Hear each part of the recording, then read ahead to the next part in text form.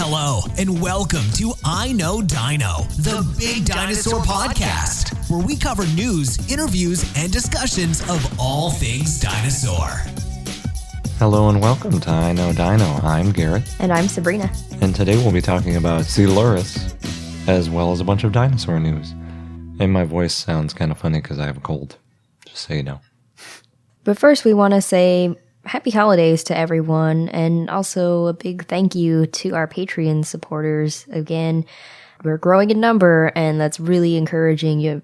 We just want to really stress how grateful we are and how that really helps keep us going, both just emotionally and and of course financially. So thank you again for showing your support, and we hope that you all enjoy the holidays this season. And for those who would like to support us, you can check out our Patreon page at patreon.com/iknowdino. Yeah, and first in the news is an article that was published in the Proceedings of the National Academy of Sciences of the United States of America. The article is titled The Precise Temporal Calibration of Dinosaur Origins. It was written by Claudia Marsicano, Randall Ermis, and others. The authors were interested in how quickly dinosaurs evolved from their ancestors and what drove them to evolve. And the article is behind a paywall, but I think they were studying fossils in the Chañares Formation in the La Rioja province of Argentina in South America. It had previously been postulated that dinosaurs evolved very shortly after the Permian-Triassic extinction event, also known as the Great Dying, that killed more than 3/4 of the animals on Earth. And it's one of the biggest extinction events in Earth's history, in fact. So the theory was that since that Great Dying happened about 252 million years ago, and some of the fossils that had been looked at appeared to be around 237 to 247 million years ago, that dinosaurs evolved very quickly after this massive extinction. And the fossils that these researchers were looking at were originally thought to be in that range as well. They were basing that age range on the strata that the specimens were in, which is basically just like looking at layers of cake or something to figure out what age they are. But that's really not the most accurate way to find the age of a specimen. So the authors wanted to use a more precise technique, and they used high-precision chemical abrasion thermal ionization mass spectrometry, or CA-TIMS, and uranium-lead dating to try and find a more accurate picture for the origin of the dinosaur clade. So specifically, according to the sciencemag.org, quote, a younger volcanic deposit lying in the rock above these fossils includes zircons, tiny bits of silicate mineral that often contain trace amounts of uranium. Those zircons crystallized about 234 million years ago. The older sediments below the fossil contain zircons that crystallized about 236 million years ago. So obviously that puts the specimens in the 235 million years ago approximate age. So they ultimately decided that dinosaurs as a group, as a clade, evolved in the Carnian period, which is the period about 228 to 235 million years ago. And that's also known as the early late Triassic, which I think is kind of a funny way to describe it, which actually works out to be just after halfway through the Triassic in absolute terms, or just for the fun of it, it's like the top of the fifth inning in baseball terms, which is about 5 to 10 million years later, or younger, than what was previously thought, which originally they thought it was 5 to 15 million years after the Great Dying. Now they're thinking it's more like 15 million years after the Great Dying. And they also managed to narrow down their origin to a 5 million year or less interval by looking at other geochronologic data. And that 5 million year interval means that other dinosauromorphs, which includes animals that aren't dinosaurs but have general dinosaur-like features, evolved earlier and existed on their own for a time before dinosaurs evolved, whereas earlier we had thought it went straight to dinosaurs pretty quickly. And ultimately, that means that dinosaurs evolved more rapidly than previously thought as a group, because those dinosauromorphs were around for a little while, and then it was a pretty quick transition into dinosaurs. So that's all pretty interesting. They still haven't figured out exactly why dinosaurs succeeded so well while other dinosauromorphs weren't as successful, which I think is possibly a more interesting question. But figuring out that time range is a very important piece of the puzzle. Next in the news, in the Yunnan province in China, construction workers came across dinosaur bones while building a road, which paleontologists from the Institute of Vertebrate Paleontology and Paleoanthropology in Beijing found were two different species of Lufengosaurus, Lufengosaurus magus and Lufengosaurus hunai. Lufengosaurus has only 2 recognized species, and it's uncommon to find 2 species in the same genus so close to each other. They were found about 1,600 feet or 500 meters apart. And the Lufengosaurus magus bones include sacral vertebrae, rib bones, pelvis, dorsal vertebrae, tail bones, and hind legs. And Lufengosaurus hunai has leg bones, dorsal vertebrae, and 2 tail bones. A museum may be built over the fossils, so the road construction workers were building may be diverted, and that's pretty cool.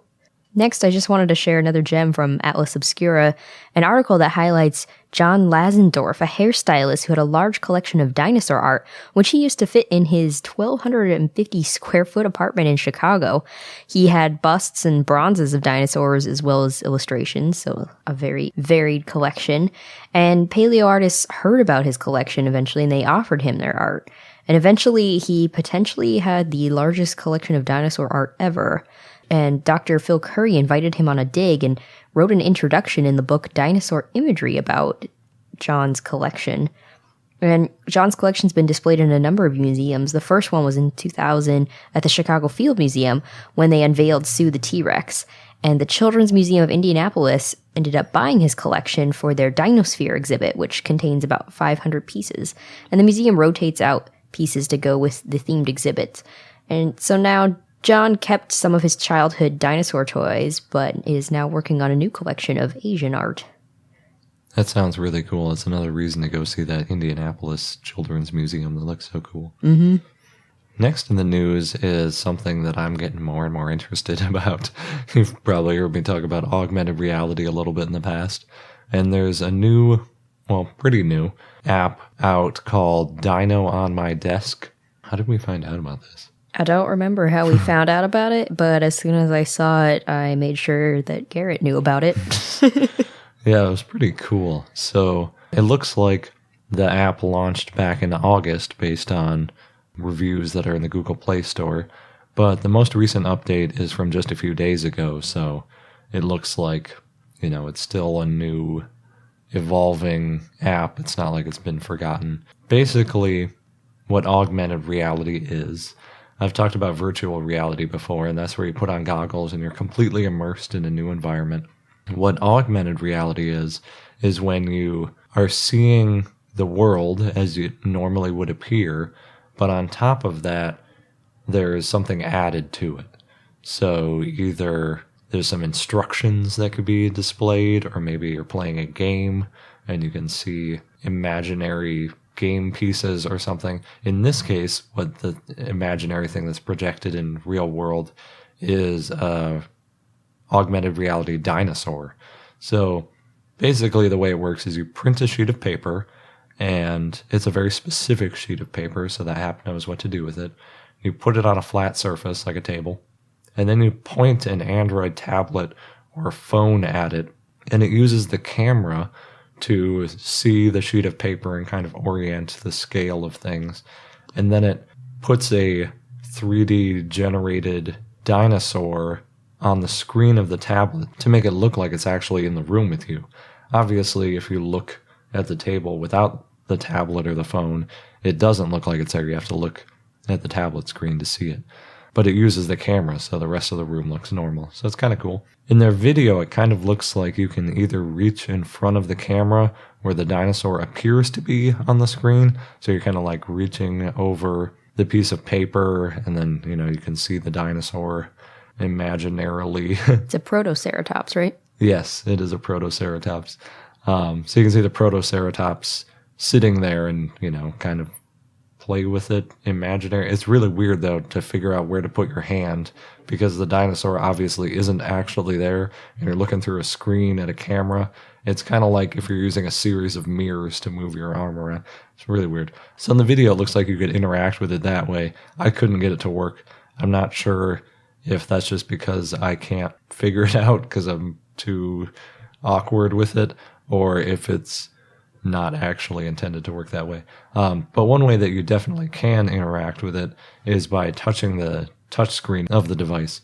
So, you can pet it and you can tickle it and stuff like that. But you have to pet it the right way or it gets angry. Yeah, if you put your finger close to its mouth, it'll bite at you and stuff. And they made it into a real character, too. The Protoceratop's name is Plunkett, and they have a children's book about Plunkett, and their plans to release more children's books about different dinosaurs with different names, so I'm sure they'll be developing those soon. Yeah, it's pretty cool. So the creator, Sunil Thankamushi, has been the animation director for several first-person shooter games, but once he had a family, he wanted to do something more interactive and obviously less violent. So he says that Dino on My Desk is an augmented reality app that he created for dinosaur enthusiasts all over, and it's right up our alley. Yeah. The first time I had heard the expression dinosaur enthusiast was when it was coming out of my mouth trying to figure out what to call ourselves. So it's kind of fun when we see other people calling themselves that too. It's currently a team of 7, including a couple of programmers, animators, and a voice actor, because there's a lot of real character noises that the dinosaur makes. And it's available for download on Google Play, which is Android only for now. I don't know if there's a plan to make a Apple iOS version or not. I didn't see anything on the website. And it's totally free, but you can buy the dinosaur treats, and I think that's all that's available to buy right now. But I'm assuming in the future they might add other dinosaurs like Sabrina was mentioning, or maybe outfits, or who knows what they'll come up with. But it's pretty fun. It's free. All you gotta do is print out a piece of paper and download it. So it's worth playing with. And since we're coming up on Christmas, we already missed Hanukkah, so I can't include that one. Also, New Year's. Maybe people get New Year's gifts. I don't know. Valentine's Day, possibly. There's an article that Shana Montanari wrote in Forbes titled 10 Gift Ideas for Dinosaur Lovers of All Ages. And there's some pretty cool ones in there. Since she's a paleontologist, they're not goofy little inaccurate dinosaurs. She has some more clever stuff. There's a paleontologist action figure that I could see a kid enjoying. She had to put in the limited edition Jurassic World movie set that comes with the T-Rex and Indominus Rex figures. I know at least one of our listeners got that set because we got a picture of it through Twitter. Yeah, it looks cool. There are also several crafting sets and books. There's an ugly sweater with a bunch of T-Rexes printed all over it. Oh, I wish I knew about that before my ugly sweater holiday party. Yeah. There's also some decorations for the house, like a candle that's an egg hatching with a dinosaur in it. There's a couple of Lego-like toys. I think it's a different brand, but they're pretty neat looking. And then there's a pasta server called Camptosaurus, which I've thought about buying before. It looks kind of funny. So if you're looking for a gift for a dinosaur lover. Or a dinosaur enthusiast. We'll post a link on our blog. So it's been less than a month since The Good Dinosaur was released, so that means it's fair game to keep talking about. According to Variety, The Good Dinosaur may be Pixar's first box office failure. To break even, the company must earn $500 million, but so far it's only made about $131 million worldwide. This was a few days ago, maybe about a week and a half ago by the time this episode gets posted. And some people think that it might not make it to $400 million. But The Good Dinosaur has gotten some really great reviews, especially from kids. Actually, The Independent posted a 7-year-old boy's review who opened with, quote, "I must mention first that I love dinosaurs, so The Good Dinosaur review will be a good review," end quote. And he goes on to give a synopsis of the movie and mentions, quote, "The most funny part was when Arlo and Spot ate the fruits from the tree and were laughing until their bellies hurt. They swapped their bodies and heads. That was super cool." And he ended his review with, quote, "The Good Dinosaur was the best animation I've ever seen." So, as Garrett and I had mentioned before, we think that The Good Dinosaur is a really great movie for kids. But interestingly, not every kid loved the movie. And on Tor.com, they posted the reaction of an 8-year-old girl to the movie who thought it was too scary since it looked so realistic and was crying because of Arlo's dad. Still, the movie is known for its beautiful animation, especially the environments. And according to FX Guide, all the environments are 3D geometry that's rendered. And the technical team used a lot of tools, including RenderMan, Houdini, FlipSolver, and Presto. And they built more than 180 fully volumetric skies for all the types of weather to make the weather seem like a character, as well as 3,500 simulations and 20 terabytes of data just for the vegetation. I won't get into too much detail since our show's about dinosaurs, not animation, but for the artists listening to this show, we'll post a link so you can check it out. And since we're talking about dinosaur movies, and specifically animated dinosaur movies, Garrett and I recently watched Toy Story: The Land That Time Forgot. It was I think a Disney Channel special, about a half hour long, that was playing over a Saturday night. And we really enjoyed it. So the tagline, at least according to IMDb, is it's a post-Christmas play date and the toys have to go up against the fearsome and aggressive new dino toys. And so there's a little girl, Bonnie, who is introduced in Toy Story 3. She's inherited all of Andy's toys. Andy from the first 2 Toy Story movies. And she has some of her toys, some of her own toys, like a Triceratops. Yes, named Trixie. And Bonnie goes over to her friend's house to play. She packs up a whole backpack of toys, her favorite toys, including Trixie and Rex. But right before they can start playing, the boy says, "Hey, I've got this new virtual reality game." And Trixie throws her backpack of toys into the boy's bedroom with his toys and then goes to another room and plays virtual reality. And the toys are kind of left to themselves. And Trixie, the Triceratops, is tired of how Bonnie makes her play roles that are not dinosaur related. And she stumbles across this whole world of dinosaur toys, and she's really excited. Yeah, and all the dinosaur toys are like how Buzz Lightyear was before he got played with, where he doesn't know he's a toy. All these dinosaurs think they're real dinosaurs, and that they're this special type of battling dinosaur. So they all like have these battle arenas, and they take it very seriously. They do, but Trixie and her friends don't realize that they're taking it so seriously. They think they're just really into their roles as dinosaur toys. Yeah. So we won't spoil the ending, but it was really entertaining and well put together. Yeah, it had all the real main voice actors. It sounded like it was Tim Allen and Tom Hanks doing the voices of Woody and Buzz, so pretty cool. So I don't know if that's available for download or purchase anywhere, but if you happen to come across it, maybe on the Disney Channel, they'll play a rerun. You should check it out. It's an entertaining 30 minutes. Yep, definitely. And last but not least in the news today, Josh Cotton, a paleo artist who you may remember we interviewed back on episode 21, and who has also created an amazing Allosaurus for us. We've posted it on our Twitter and blog, if you want to check that out. He recently released an awesome new video on his YouTube channel, The Doodling Dino. He does a great job of combining both science and art into his dinosaurs. He has a number of really good videos on his channel that you should check out.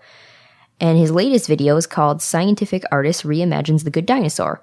It's a little under 19 minutes long, and we'll post a link to it on our blog. And during the video, you can see him create a digital sculpture of a reimagined Arlo.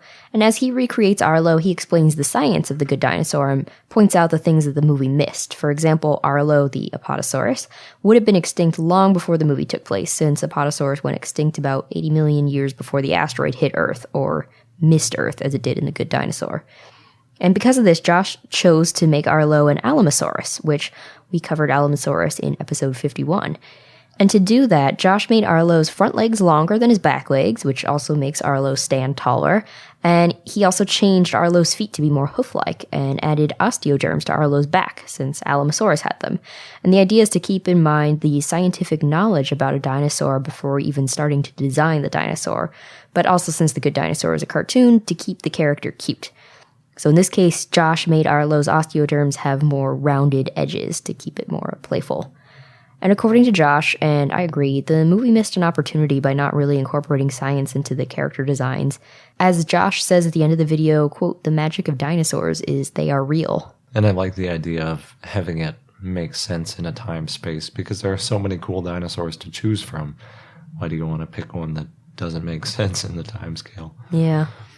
As much as I like Apatosaurus. Yeah, off by off by like 60 million years or so. 80 million, yeah. Oof. Yep. So thank you to Josh for sharing that video with us. And if you like to watch YouTube videos, then you should definitely subscribe to his channel, The Doodling Dino. Before we get into the dinosaur of the day, we got a couple of good questions from listener Nick via email. So we just wanted to take a moment to answer Nick's questions. And the first question is, since pterosaurs most likely had feathers, does that classify them as dinosaurs again, or maybe even birds?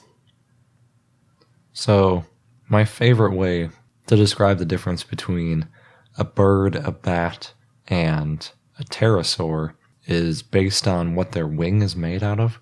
So, a pterosaur, the unique thing about it, its entire wing is basically just one finger with some skin stretched back towards its body. So you imagine like just one huge overgrown finger turning into a wing. And then a bat is basically a hand that has become a wing by the finger stretching really long. And a bird is an arm that has evolved in a way that it's become a wing.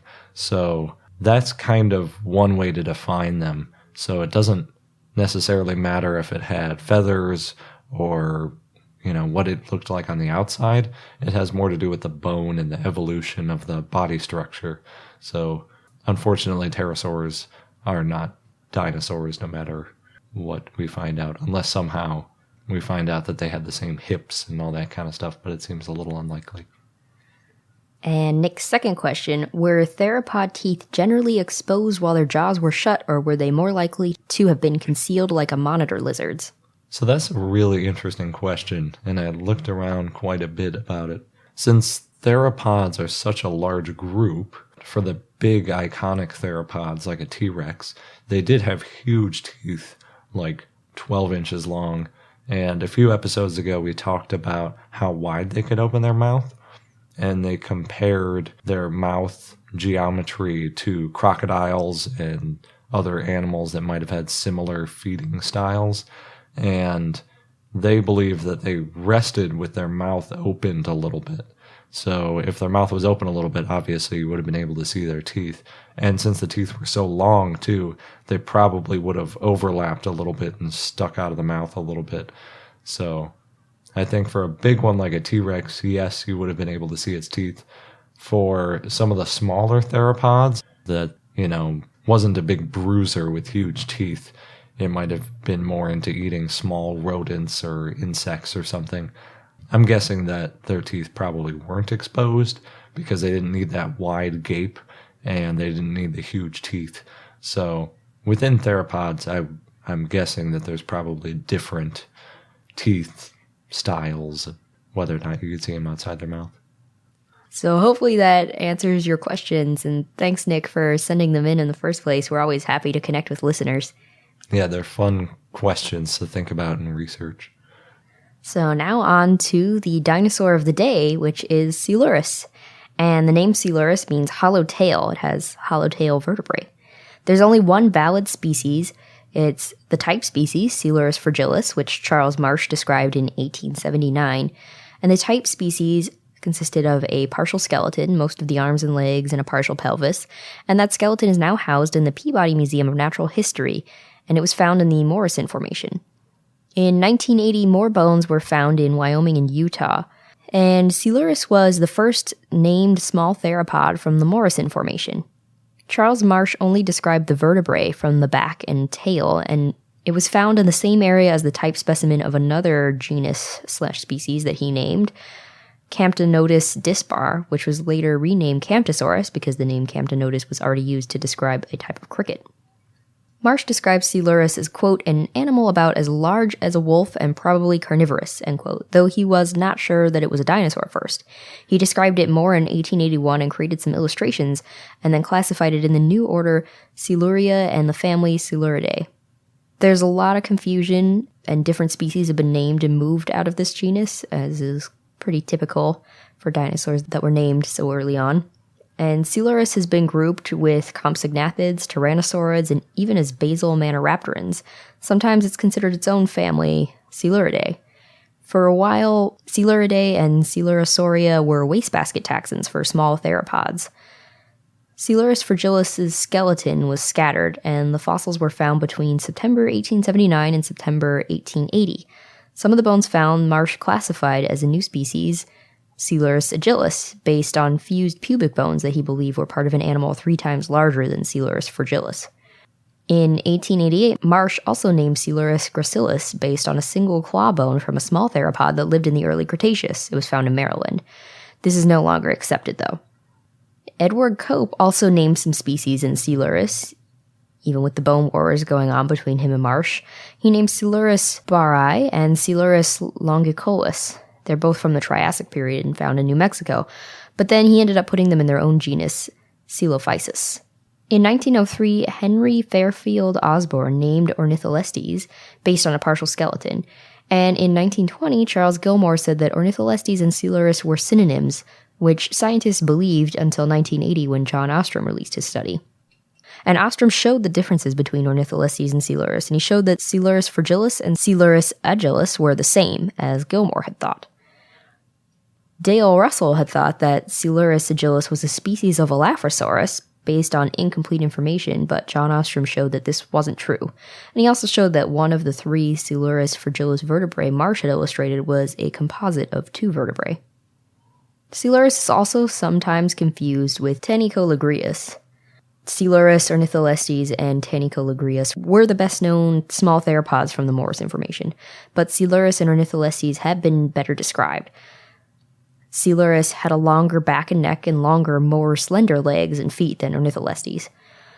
In 1995, a partial skeleton in the Morrison Formation was thought to be Coelurus, but a study showed that it was a different genus, Tanicoligrius. So bringing that back, 6 species have been named to Coelurus, although again, there's only 1 valid species now. In addition to Coelurus barri and Coelurus longicolus, there was Coelurus daviesi, which Richard Lydecker named in 1888 based on a neck vertebrae found in England, but that was later named its own genus, the Coelurus. And as I mentioned earlier, there was Coelurus gracilis, named in 1888, which was based on limb remains, but then Gilmore reviewed the species in 1920 and only found a single claw and proposed it was actually Camptonotus, but this is now considered dubious. When Ornitholestes was considered synonymous to Coelurus, its type species was named Coelurus hermanni. So that's just a background of how confusing it can all be with dinosaur names. But to recap, there is only 1 valid Coelurus species, and that is Coelurus fragilis.